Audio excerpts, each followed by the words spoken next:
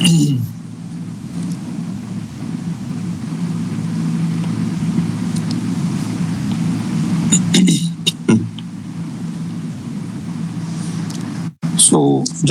the question which I've just sent, I'll just solve it in this screen. It is very simple that as I've told that the amount when it is borrowed, we will add the amount. So you can see the question in what I have sent in the group. We have first item in this question is the equity share capital. Then we have debentures, we have security premium reserve. I will again explain the security premium reserve part, bank overdraft, interest on bank overdraft.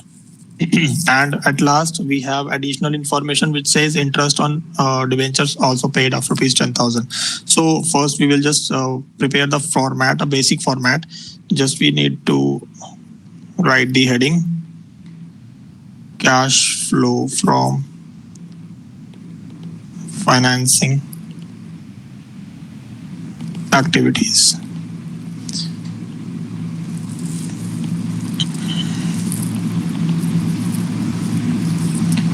So we will start with one by one point wise. Equity share capital, we have when we are looking on the amount side, we have two columns of amount.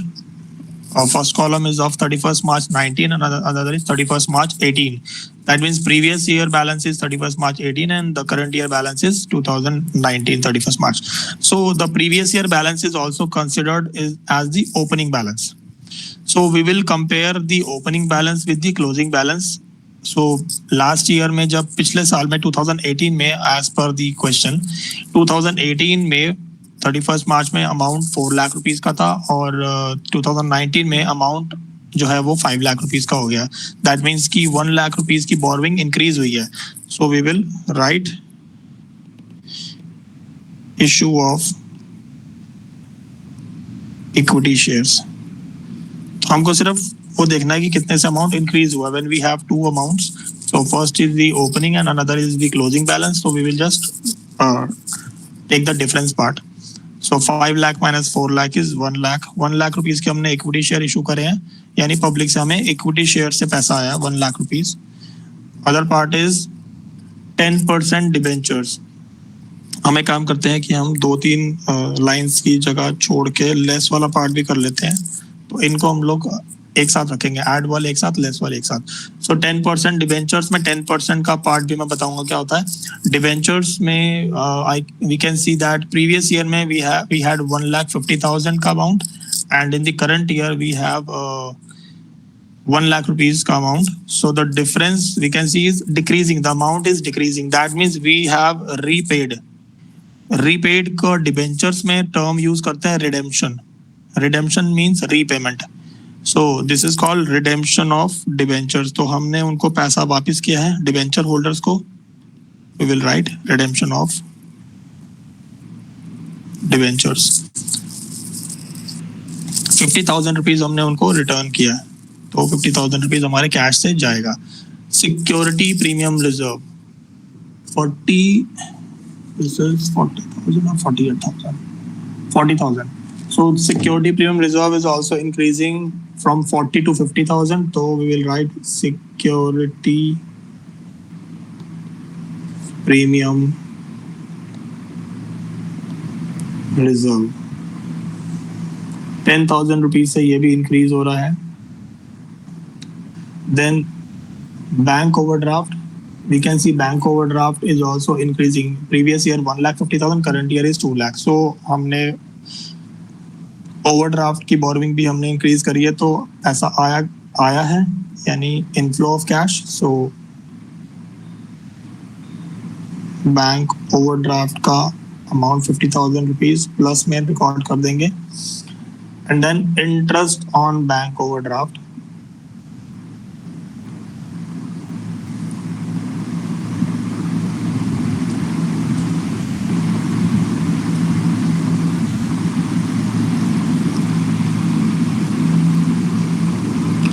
Interest on bank overdraft में हमारे पास 10,000 previous year का है और 15,000 current year का. तो हमने interest on bank overdraft जो पे किया है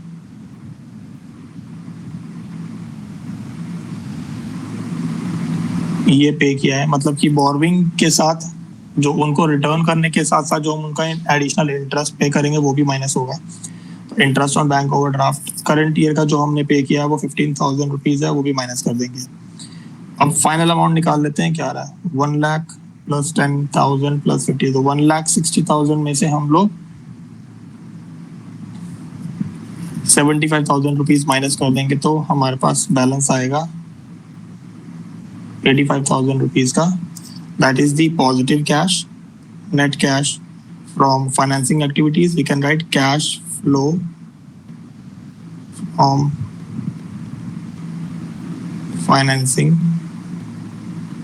activities. So this is the type of question for financing activities. Simply याद रखना है कि when we borrow, inflow of cash occurs, तो हमें उसको ऐड करना है.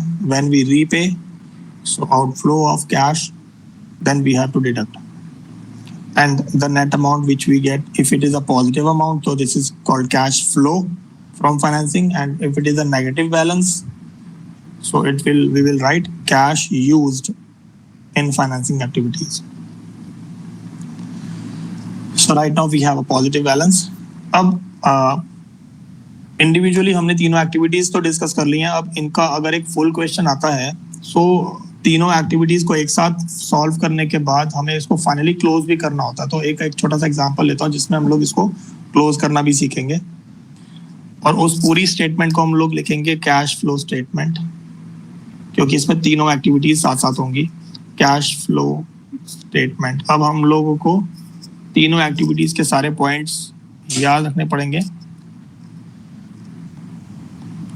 पहली हेडिंग बनाएंगे cash flow from operating activities.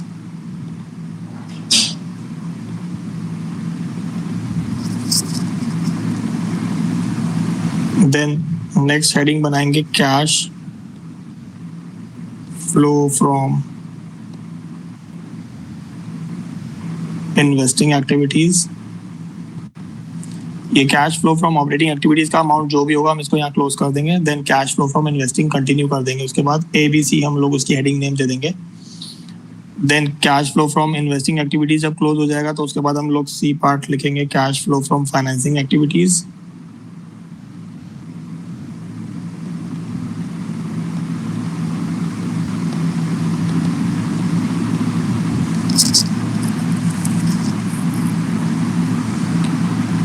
जब ये तीनों एक्टिविटीज के इंडिविजुअल अमाउंट हमारे पास आ जाएंगे, उसके बाद लास्ट में हमें इसको क्लोज करना है.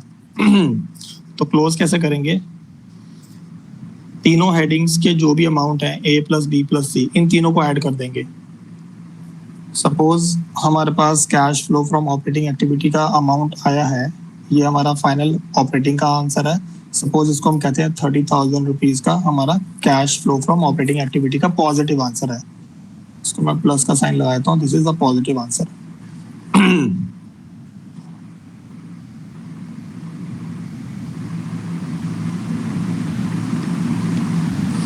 सपोज इन्वेस्टिंग का हमारा कोई नेगेटिव अमाउंट आता है. सपोज मैं इसमें माइनस 15,000 रुपीज रिकॉर्ड कर देता हूँ. अगर जो भी सॉल्व किया हमने उसको लिखेंगे cash used in investing activities. Then last में हमारे पास आया है cash flow from financing activities का आंसर भी आ गया. इसका भी एक अज्यूम अमाउंट ले लेते हैं.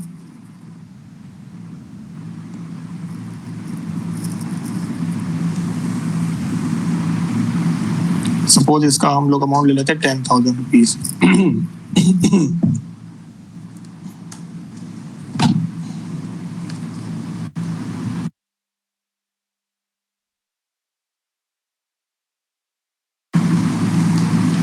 तो हमारे पास ये तीनों आंसर आ गए हैं. अभी cash flow from operating activity का आंसर भी है, इन्वेस्टिंग का भी और फाइनेंसिंग का भी है. हम ये ABC तीनों को हम लोग हेडिंग को हम लोग ABC से डिनोट कर रहे हैं. इन तीनों को हम लोग ऐड करते हैं. अब तीनों को ऐड करके, यानी कि ऑपरेटिंग का है अमाउंट 30,000 पॉजिटिव, इन्वेस्टिंग का है नेगेटिव आंसर, क्योंकि कैश यूज है, हमने अज्यूम किया कि नेगेटिव वैल्यू है, -15,000। और हमारे पास फाइनेंसिंग एक्टिविटी का अमाउंट भी है सपोज, जो आ गया कैलकुलेट करके 10,000 रुपीज। इसका एक नेट आंसर आएगा, यानी 30,000 प्लस 10,000 माइनस 15,000। तो वो आएगा 40 माइनस 15 इज 25,000 रुपीज का जो मेरा आंसर आ रहा है, उसको मैं बोलूंगा। अब ये तीनों एक्टिविटीज से अल्टीमेटली जो मेरे पास एक नेट वैल्यू कैश की आ रही है, तो उसको मैं लिखूंगा net increase in cash and cash equivalents। 25,000 rupees का तीनों एक्टिविटी से जो नेट अमाउंट आया है, पॉजिटिव आंसर आया, तो उसको मैं लिखूंगा net increase in cash and cash equivalent. उसमें मैं ऐड करूंगा एज पर दी फॉर्मेट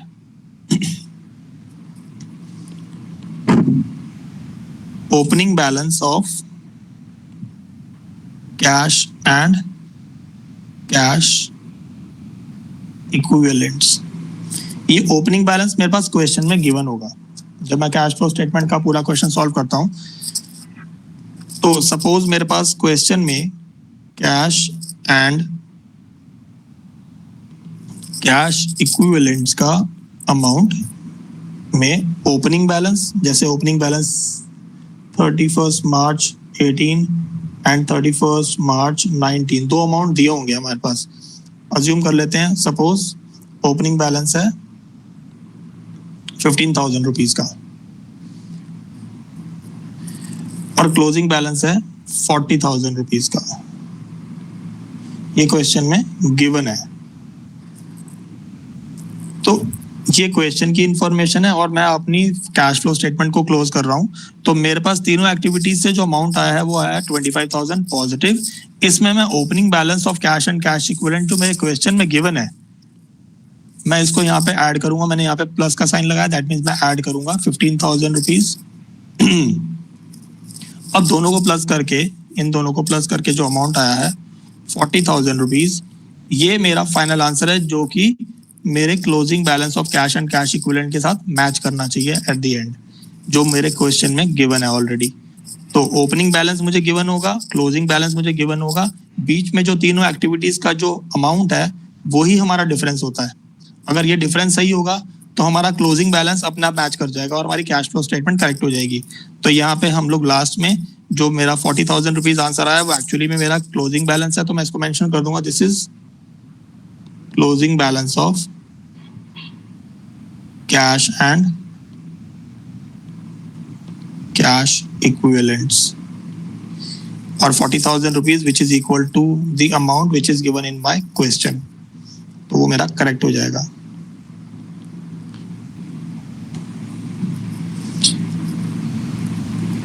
किसी को कुछ पूछना है इस particular closing of cash flow statement से रिलेटेड?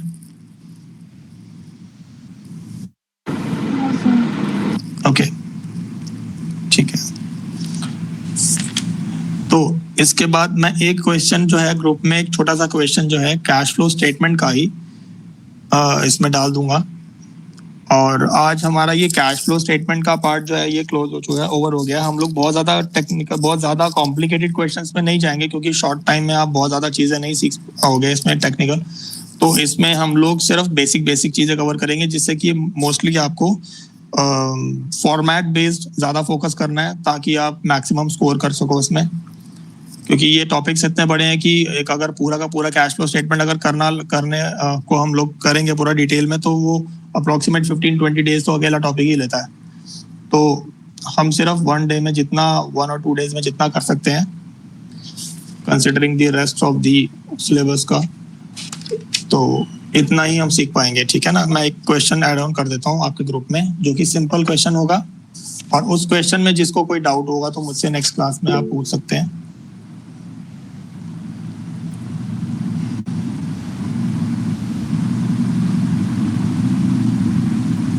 सर सिलेबस कब तक हो जाएगा? और देखो, कोशिश है कि मैं आज हो गया 22, हमारा सिलेबस जो है हमारे जो दो मेन टॉपिक्स हैं, इसमें से कैश फ्लो स्टेटमेंट एक बड़ा टॉपिक था। मतलब अप्रोक्सीमेटली हमारा जो है, मैं कोशिश करूंगा कि 10 से पहले पहले इसको मैं क्लोज करूं, क्योंकि रिवीजन का टाइम भी चाहिए। आपका एग्जाम का डेट आ गया है उसमें? सर 13 मई से है। 13 मई से स्टार्ट है। डेट तो नहीं आई है पर 13 मई से स्टार्ट। ओके, तो कोशिश करेंगे जल्दी से जल्दी, ताकि आपको भी टाइम मिल जाए अपने जो भी आपके बिगिनिंग में एग्जाम्स आ रहे हैं उसके रिवीजन के लिए। तो कोशिश मैं करूंगा कि 10 से पहले पहले मैं उसको ओवर करूं, प्लस थोड़ा बहुत हम लोग एक रिवीजन, क्योंकि अभी जो तुम्हें ये सब चीजें जो थोड़ी टेक्निकल लग रही होंगी वो इसलिए क्योंकि सेम स्ट्रीम से नहीं हो आप लोग, तो इसलिए भी ये थोड़ा डिफिकल्ट लग रहा होगा। बट ये है कि as a part of syllabus हमको करना ही है। बट जब हम लोग इसमें थोड़ा थ्योरेटिकल पार्ट में आएंगे तो धीरे धीरे समझ में भी आना शुरू हो जाएगा ये। तो अभी एक या 2 दिन का हमारा जो है थोड़ा और रेशोज का चैप्टर हम लोग कंटिन्यू करने वाले हैं अभी इसके बाद। वो रेशोज में थोड़ा मैथमेटिकल रहेगा, थोड़ा सा कुछ लोगों को समझ में भी आ सकता है, क्योंकि हम लोग इजी कॉन्सेप्ट ही करेंगे। फॉर्मूला बेस्ड है, फॉर्मूला पुट करके हम लोग सिंपली वैल्यूज पुट करके आंसर निकालने वाले हैं, और कुछ नहीं होगा उसमें। थोड़ा बहुत उसके इंट्रोडक्शन और बेसिक्स हम लोग डिस्कस कर लेंगे अभी। तो उससे पहले मैं एक क्वेश्चन ग्रुप में डाल देता हूँ, जो भी एक क्वेश्चन आपको करना है आज ट्राई।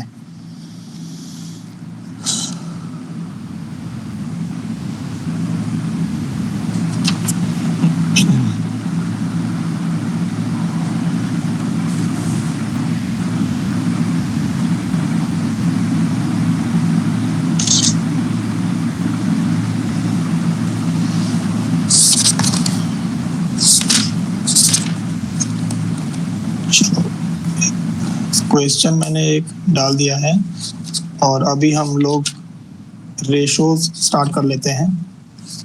नेक्स्ट चैप्टर स्टार्टिंग में वो समझ में आ जाएगा, बट आपको बस ये है कि करंट एसेट्स करंट लायबिलिटीज के बेसिक्स याद रहने चाहिए। तो वो इजीली फॉर्मूला बेस्ड होगा, हम लोग फटाफट कर सकते हैं उसको कंटिन्यू।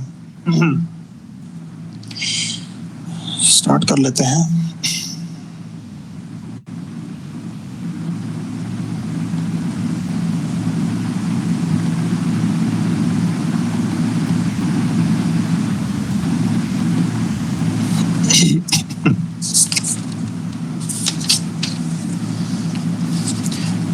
रेशोज का मीनिंग होता है अगर मैं रेशो की जनरल बात करूं, रेशो होता क्या है? रेशो होता है कि कंपेयरिंग टू वैल्यूज।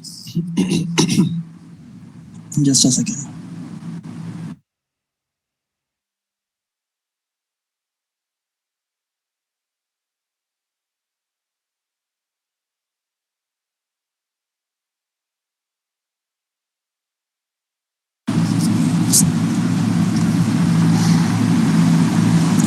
तो रेशोज का मतलब होता है कंपेयरिंग टू वैल्यूज।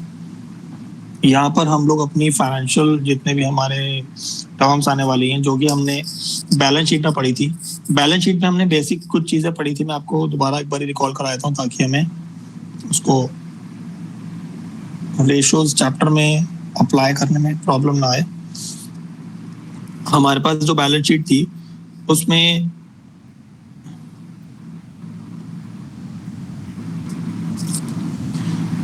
एक था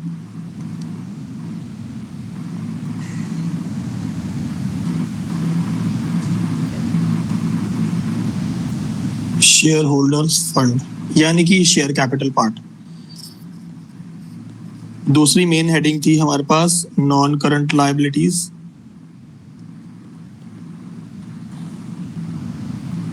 और थर्ड हमारी मेन हेडिंग थी करंट लायबिलिटीज। और ये तो थी लायबिलिटी साइड में। और एसेट साइड की बात करूं तो वहां पे 2 ही हेडिंग थी main, non current assets and current assets.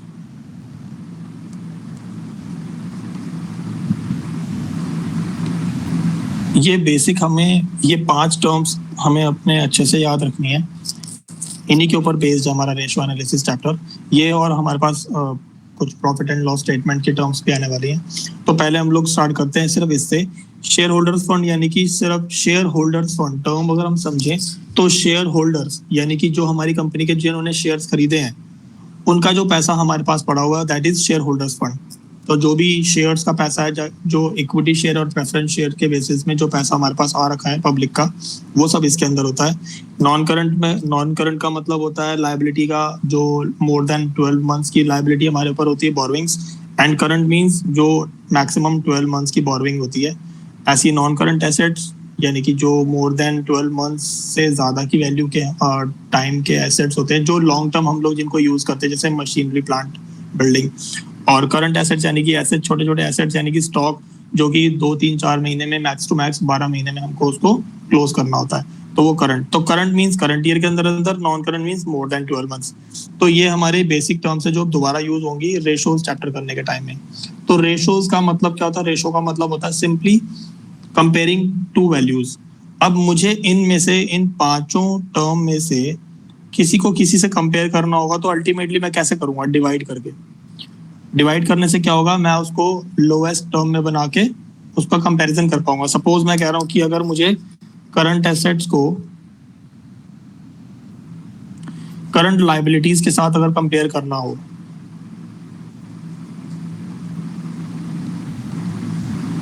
तो करंट एसेट्स को करंट लाइबिलिटी से हम कंपेयर करते भी क्यों हैं? करंट एसेट्स को मैं अज्यूम करता हूँ, मान लो कस्टमर्स है, कस्टमर्स का मेरे पास पैसा, कितना पैसा मुझे उनसे रिकवर करना है, यानी कि मुझे सपोज 1 लाख रुपीज रिकवर करना है। और करंट लाइबिलिटीज यानी कि मुझे अपने सप्लायर्स को कितना पेमेंट करना है। हो सकता है कि मुझे उनको 1,50,000 रुपीज का अमाउंट पे करना है। तो मैं ये कंपेयर कर लेता हूँ कि मेरे जो शॉर्ट टर्म एसेट्स हैं जो मुझे रिकवर करने हैं, और जो शॉर्ट टर्म लाइबिलिटीज हैं जो मुझे पे करनी है, तो इन लाइबिलिटीज को पे करने के लिए मैं कितनी जल्दी अपना पैसा रिकवर कर सकता हूँ। अगर मुझे शॉर्ट टर्म एक्सपेंसेस को मीट करने के लिए फंड चाहिए, तो कहाँ कहाँ से मेरा पैसा आ सकता है। तो इस तरह की चीजों को एनालाइज करने के लिए हम लोग इनको कंपेयर करते हैं कि मेरे कितना वैल्यू मुझे पे करना है और कितना वैल्यू का अमाउंट मुझे रिसीव करना है, यानी रिकवर करना है, ताकि मैं इन दो चीजों से अपनी फाइनेंशियल पोजीशन को समझ सकता हूँ और फिर मैं उस हिसाब से डिसीजन लेता हूँ बिजनेस को लेके। इसलिए हम इनको रेशो में कंपेयर करते हैं। अब कंपेयर कैसे करते हैं वो भी एक फॉर्मूला है। तो इसमें हमारे पास 4 मेन फॉर्मूलाज आएंगे। एक आएगा लिक्विडिटी रेशो। लिक्विडिटी रेशो हम लोग आज करेंगे। लिक्विडिटी रेशो के अंदर एक आएगा करंट रेशो। लिक्विडिटी टर्म का मतलब होता है कि हमारे पास कैश, लिक्विड कैश कितना अवेलेबल है। अल्टीमेटली बिजनेस को पैसे की जरूरत होती है हर दिन, तो कितना फंड उसके पास लिक्विड फॉर्म में अवेलेबल है जो वो इमीडिएटली यूज कर सकता है, तो दैट इज लिक्विडिटी। तो लिक्विडिटी रेशो नहीं कि हम लोग यहाँ पे यही देखेंगे कि हमारे पास कितना अमाउंट लिक्विड फॉर्म में हो सकता है। तो उसका पहला रेशो जो है वो है करंट रेशो। इसका फॉर्मूला होगा current assets upon current liabilities. Normally divide करते हैं जैसे। अब क्वेश्चन में हमें करंट एसेट्स दिए हैं। सपोज हमें, साइड में लिखता हूं, सपोज हमें स्टॉक दिया हुआ है क्वेश्चन में 50,000 रुपीज का इन्वेंट्री। डेटर्स की वैल्यू भी हमारे पास लिखी हुई है, सपोज 1 लाख रुपीज के डेटर्स हैं। सपोज हमारे पास कोई प्रीपेड एक्सपेंस है।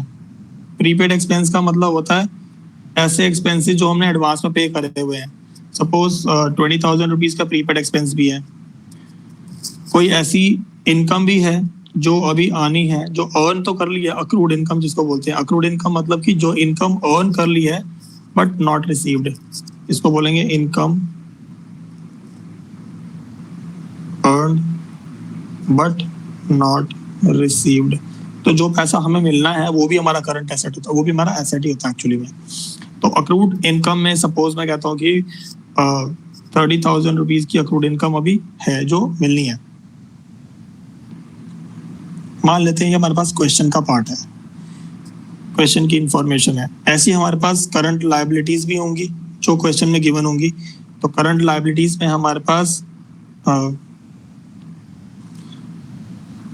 क्रेडिटर्स। क्रेडिटर्स कौन होते हैं? सप्लायर्स, जिनको हमने पेमेंट करना है, जिनसे हम गुड्स उधार में खरीदते हैं। तो सपोज इनको भी हमने कुछ 40,000 रुपीज का पेमेंट करना है। कोई शॉर्ट टर्म बोरविंग भी है, सपोज शॉर्ट टर्म बोरविंग है सपोज हमारे पास 90,000 रुपीज की। और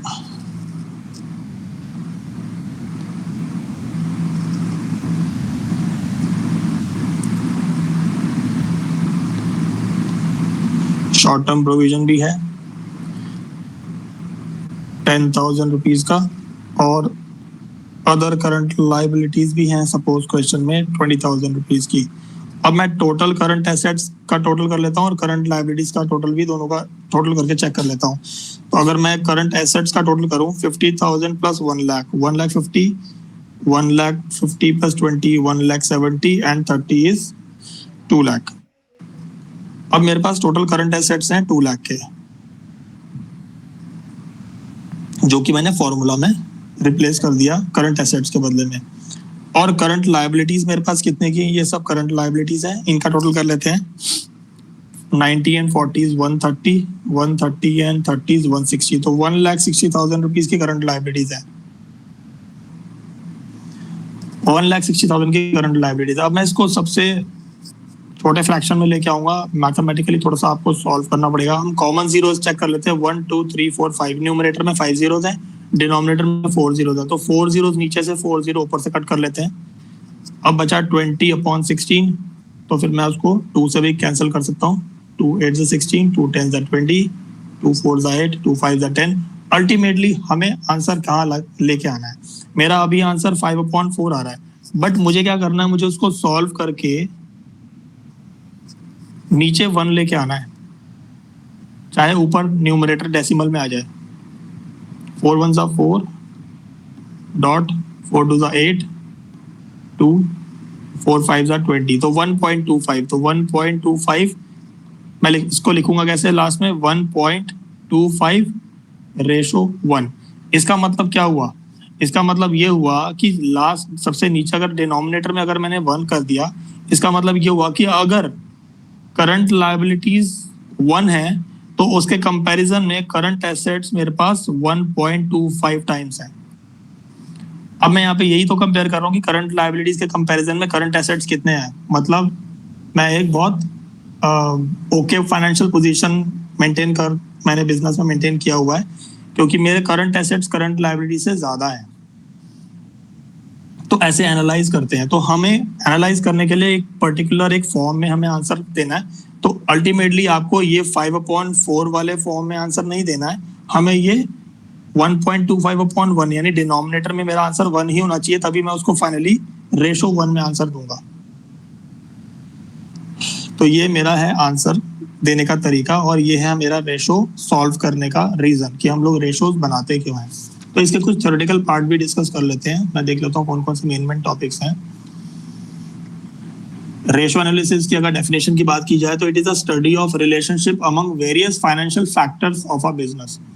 फाइनेंशियल फैक्टर्स कौन है? यही जो मैं डिस्कस कर रहा हूँ, ये सारे फाइनेंशियल फैक्टर्स ही हैं जिनके बेसिस पे हम डिसीजन ले सकते हैं। तो इनको कोई भी दो अलग अलग फैक्टर्स को अगर मैं कंपेयर करूंगा तो मैं उनके बेसिस पे फाइनेंशियल डिसीजन इजीली ले सकता हूँ। और इसके ऑब्जेक्टिव्स की बात करें तो ऑब्जेक्टिव्स अगर हम लोग सिंपल ऑब्जेक्टिव्स इसके डिस्कस कर लेते हैं। To simplify the accounting information. अब ये इतने बड़े बड़े नंबर्स 2 लाख और 1,60,000 को मैं डायरेक्टली नहीं समझ पा रहा हूँ, पर मैंने जब उसको 1.25 रेशो 1 बना दिया तो मुझे वो समझ में आ गया कि कौन सा एसेट कौन सी लायबिलिटी के कितने कंपैरिजन में है। तो वो एक पिक्चर मिल जाती है मैनेजमेंट को डिसाइड करने के लिए कि हम लोगों को आगे फ्यूचर में इसको किस तरह से कंटिन्यू करना है। तो ये हमारी अकाउंटिंग इंफॉर्मेशन को सिंप्लीफाई कर देता है। नेक्स्ट है to assess the operating efficiency of business. तो ऑपरेटिंग एफिशिएंसी क्या होती है कि अगर मैं बिजनेस को सही तरीके से नहीं कर पा रहा हूँ तो मैं इस कंपैरिजन से अपने जो भी मेरी ऑपरेशंस हैं, जो बिजनेस का मेन मेरा काम है, मैं उसको और एफिशिएंट कर लूंगा और अच्छे से कर सकता हूँ। देन नेक्स्ट है to analyse the profitability of the business. अगर मैं इस रेशोज के बेसिस में अपने बिजनेस की प्रॉफिटेबिलिटी को भी पहचान सकता हूँ, एनालाइज कर सकता हूँ। उसके अलावा एक और है point, to help in comparative analysis. Comparative means कि मैं विद इन द फर्म और दो डिफरेंट फर्म्स के बीच में भी इसको कंपेयर कर सकता हूँ। मेरे पास अगर ये रेशो अपनी कंपनी का करंट ईयर का है और प्रीवियस ईयर का है, तो मैं प्रीवियस ईयर और करंट ईयर दोनों के भी ये रेशोज को कंपेयर करके ये समझ सकता हूँ कि प्रीवियस ईयर से करंट ईयर में मैं कितना अच्छा चल रहा हूँ या कितना नीचे चल रहा हूँ, या मुझे इम्प्रूव करने की जरूरत है, या मुझे यहाँ पे जो मेरा पिछली बार से मेरा इम्प्रूव्ड है या क्या है। तो उसके बेसिस पे वो कितने भी डिसीजंस हैं वो ले सकते हैं अपने बिजनेस के। तो these are the objectives of ratio analysis. और हमारे थ्योरेटिकल कॉन्सेप्ट में मैं देख लेता हूँ और कौन कौन से चीज़ें हैं जो मुझे इसमें करनी है, अदरवाइज हम लोग इसको कंटिन्यू करते हैं। रेशोज के एक क्वेश्चन को मैं क्वेश्चन ग्रुप में डालता हूँ, वो सॉल्व करके दिखाता हूँ। ये तो एक हाइपोथेटिकल मैंने नंबर्स लेके उसको सॉल्व किया था।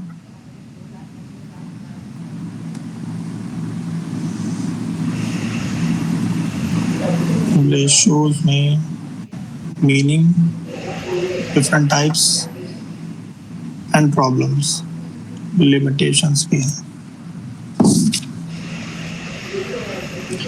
इसमें हमारा इसके अंदर क्या कहते हैं, सिलेबस में इसकी लिमिटेशंस भी हैं। टाइप्स में भी डिस्कस कर लेता हूँ। जो अभी हम लोग एक टाइप कर रहे हैं रेशो 1 के बेसिस में, हम लोग इसको 3 अलग अलग तरह से रिप्रेजेंट करते हैं, जिसमें कि एक जो हम लोग अभी रिप्रेजेंट कर रहे हैं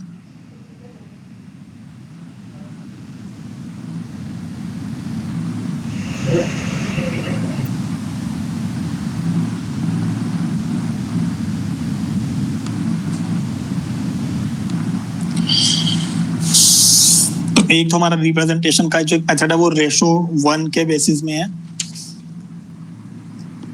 टाइप्स की अगर मैं बात करूं तो टाइप्स में एक हम लोग रेशो को जो हम रिप्रेजेंट करते हैं, कुछ रेशोज, क्योंकि रेशोज बहुत सारे हैं, 15-16 अप्रोक्सीमेट रेशोज आएंगे, जिसमें एक हम लोग अभी लिक्विडिटी रेशो जो कर रहे हैं। लिक्विडिटी के अंदर 2 रेशोज हैं, एक है करंट रेशो, एक आएगा लिक्विड रेशो। तो इसके टाइप्स की अगर मैं बात करूं तो हम लोग जो रिप्रेजेंट करते हैं इस फॉर्म में,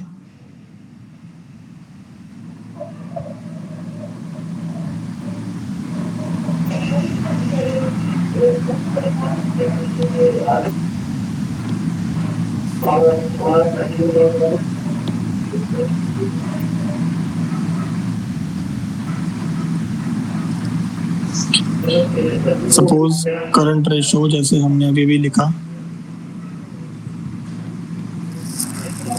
वो हम ऐसे कर सकते हैं 3:1, 2.5:1, यानी कि अगर न्यूमरेटर में करंट एसेट्स और डिनोमिनेटर में करंट लायबिलिटीज है, अगर यहाँ पे 3 लाख रुपीज के करंट एसेट्स है और 1 लाख रुपीज की करंट लायबिलिटी है, तो मैं इसको कैंसिल करके 3:1 में, यानी कि डिनोमिनेटर मेरा 1 होना चाहिए। अगर मेरा यहाँ पे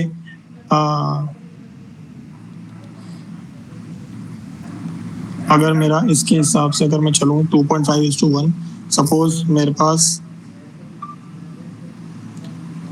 करंट एसेट्स हैं 5 लाख रुपीस के और करंट लायबिलिटीज हैं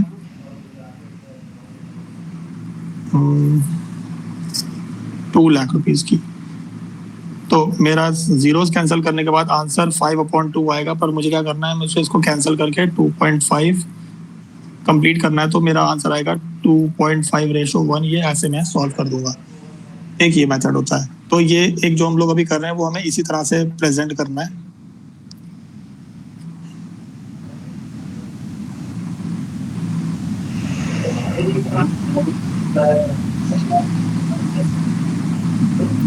नेक्स्ट, और हम लोग बात कर रहे थे अभी कुछ लिमिटेशंस की। लिमिटेशंस भी मैं आपको अभी इसको बता देता हूँ। हाँ, लिमिटेशंस हैं। एक पहला पॉइंट लिमिटेशंस भी है इसकी। लिमिटेशंस ये है कि फॉल्स रिजल्ट, तो हम लोग रिलायबल नहीं हो सकते इसके ऊपर, क्योंकि ये एक रेशो है, मतलब एक ट्रू फिगर नहीं है। ये सिंपली एक कंपैरिजन है। तो कंपैरिजन से मैं ऐसे नहीं समझ सकता हूँ कि एक्चुअली में ये एक्यूरेट है या नहीं है। अब कौन से, अब क्योंकि करंट एसेट्स की बात करूँ तो बहुत सारे करंट एसेट्स ऐसे भी हैं, और करंट एसेट्स के भी टाइप्स है, करंट लायबिलिटीज के भी टाइप्स है। वो कौन से करंट एसेट्स और कौन सी करंट लायबिलिटी की वजह से वो रेशो हमारा अफेक्ट हो रहा है, वो अल्टीमेटली उसकी डेप्थ में जाके पता लगेगा। अदरवाइज रेशो से हम लोग एग्जैक्ट उसका जो वो है आइडिया नहीं ले पाएंगे कि वो किसकी वजह से हमारा रेशो इस तरह से आ रहा है। तो ये हमें कभी भी एक ट्रू रिजल्ट नहीं देता। जो ट्रू रिजल्ट है वो हम लोग उनके इंडिविजुअल फैक्टर या इंडिविजुअल उसके कंपोनेंट को रीड करके ही समझ सकते हैं, तो इसलिए फाइनल आंसर जो रेशो का है वो कभी भी हमें ट्रू रिजल्ट नहीं देगा, तो ये इसकी लिमिटेशन है। उसके अलावा एक पॉइंट है कि क्वालिटेटिव फैक्टर्स आर इग्नोर्ड। अब ये क्वांटिटेटिवली तो हमें बता रहा है कि करंट एसेट्स और करंट लायबिलिटीज के बीच में इतना डिफरेंस है या इतना कंपैरिजन है, बट उसकी क्वालिटी तो हमें नहीं पता लग रही ना, कोई हमें उसकी कोई टेक्निक नहीं पता लग रही है, कोई हम उसको एनालाइज नहीं कर सकते, हम लोग सिर्फ नंबर देख के ही जज नहीं कर पाएंगे, तो इसलिए वो एक अभी लिमिटेड थ्योरी है, जिसकी वजह से जो एक सिर्फ पार्ट है हम लोग उसको यूज कर सकते हैं कहीं कहीं पे, हम हर जगह इसको यूज नहीं कर सकते। Then next is lack of standard ratio, एक और लिमिटेशन है, there is no single standard ratio against which accounting ratio can be compared. जैसे हमने बताया ना कि यहाँ पे एक ये तरीका है हमारा इसको कंपेयर करने का, रेशो 1, एक मेथड आएगा जिसमें हम लोग आंसर टाइम्स में देंगे, एक मेथड आएगा जिसमें हम आंसर परसेंटेज में देंगे, तो एक स्टैंडर्ड मेथड नहीं है इसका।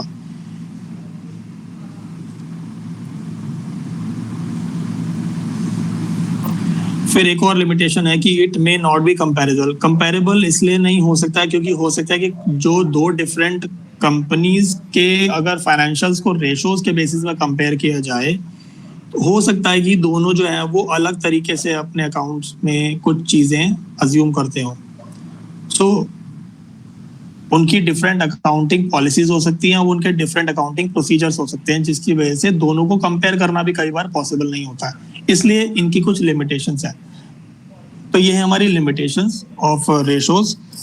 और इसके बाद फिर मैं आपको नेक्स्ट रेशो बताता हूँ। एक हमने अभी किया था करंट रेशो, अब हम लोग करेंगे लिक्विड रेशो या क्विक रेशो। सेकंड जो हमारा रेशो आएगा इसी लिक्विडिटी रेशो के अंडर, वो आएगा लिक्विड रेशो। लिक्विड रेशो भी कहते हैं इसको, क्विक रेशो भी कहते हैं। इसका फॉर्मूला है liquid assets upon current liabilities. अब लिक्विड एसेट्स किसे बोलते हैं या क्विक एसेट्स किसको बोलते हैं?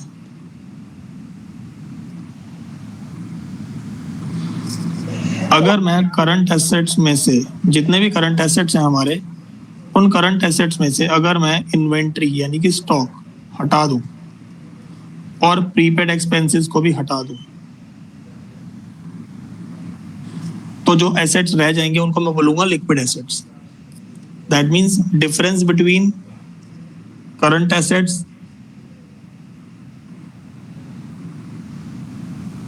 एंड लिक्विड एसेट्स, इनके बीच का जो डिफरेंस है वो क्या है?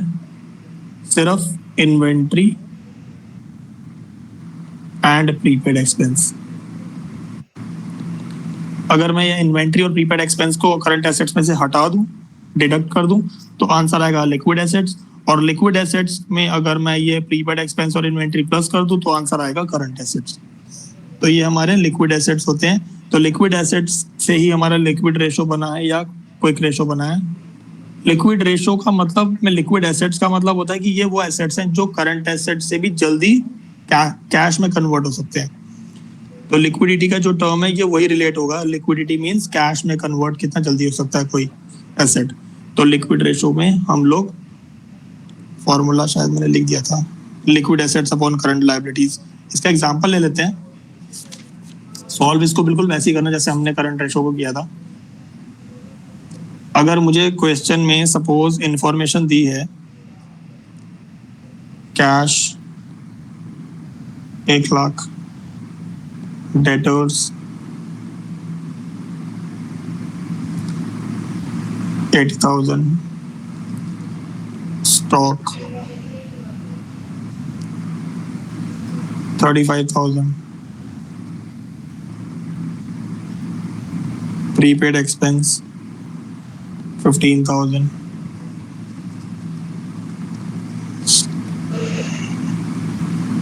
Bank balance 40,000। अब इसमें से जब मैं करंट एसेट्स की बात करूंगा तो मैं सारे प्लस कर लूंगा, पर मैं जब लिक्विड एसेट्स की बात करूंगा तो इसमें से स्टॉक और प्रीपेड एक्सपेंस को हटा दूंगा, तो मेरे पास रिमेनिंग जो एसेट्स बचे हैं वो हैं लिक्विड एसेट्स।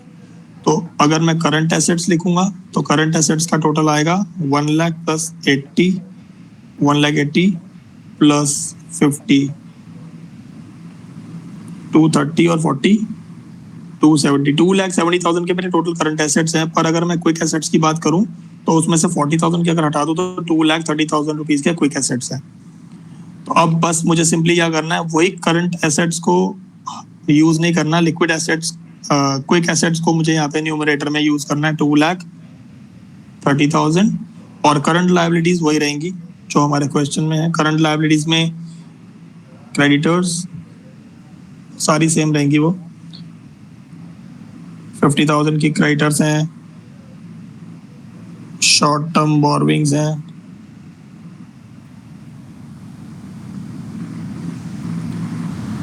₹1,00,000 की।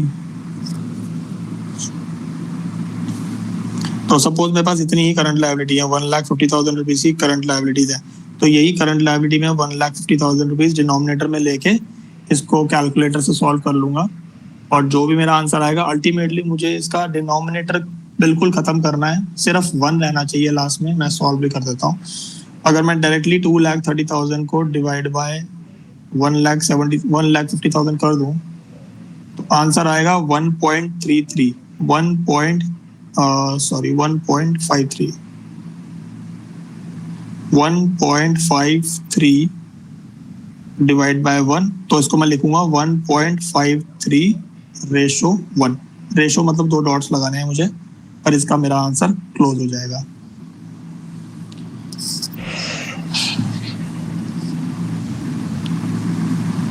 तो मैं करंट एसेट्स, क्विक एसेट्स, इन सब की डिटेल भी आपको डाल के, इसका फॉर्मूला भी, इसकी पिक डाल के, क्वेश्चंस भी आप लोगों को इसके मैं 1-2 सॉल्व करने के लिए इसमें मैं ग्रुप में डाल दूंगा। ये जो हमने अभी अभी किया ये हमारा लिक्विडिटी रेशो का पार्ट था, तो हमने आज किया है लिक्विडिटी रेशो। लिक्विडिटी रेशो के अंदर 2 रेशो थे, current ratio and quick ratio.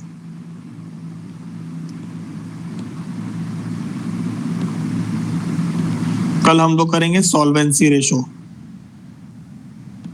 अब सॉल्वेंसी रेशो करने के लिए मुझे आप लोगों को कल बैलेंस शीट फिर से एक बारी समझानी पड़ेगी, क्योंकि उसी के ऊपर बेस्ड है सारा। उसके अंदर हमारे पास 3-4 रेशो आने वाले हैं। डेट इक्विटी रेशो,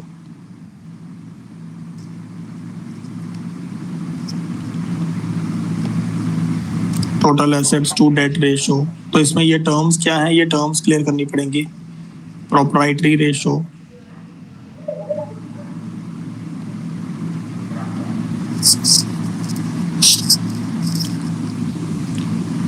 ये हमारे पास कल के टॉपिक में हमारे पास ये रेशोज होंगे। उस रेशोज को मैं थोड़ा सा डिटेल में समझाऊंगा, क्योंकि कुछ और चीजें भी है समझने वाली। तो फिलहाल आज के लिए करंट रेशो और क्विक रेशो सफिशिएंट है, और प्लस आप अपना कैश फ्लो भी एक बार रिवाइज कर लो, उसकी टर्म्स देख लो, उसका एक क्वेश्चन डाला है वो क्वेश्चन सॉल्व करके देख लो। जो मेथड समझाया है अगर उसमें डाउट आए तो मुझसे कल पूछ लेना, और अदरवाइज इसके बाद आगे एक बारी अपने करंट एसेट्स करंट लायबिलिटी को रिवाइज कर लेना। उसकी भी पिक्स मैं भी भेज देता हूँ डिटेल्स में, तो आप लोग एक बार इसको गो थ्रू करना और कल मुझसे डाउट्स ले लेना इसका। Okay sir. ओके चलिए ठीक है, फिर क्लास ओवर करते हैं आज की।